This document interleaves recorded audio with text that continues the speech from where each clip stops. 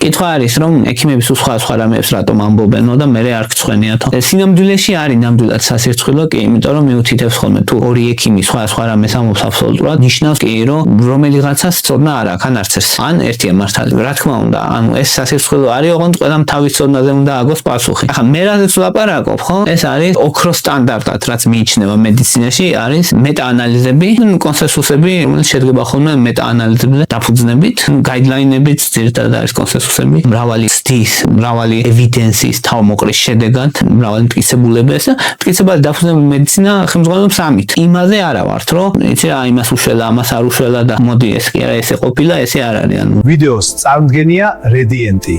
წონის კლება რთული და მოსაწყენი პროცესია. რედიენტი კი გაგიადვილებთ ამ გზას.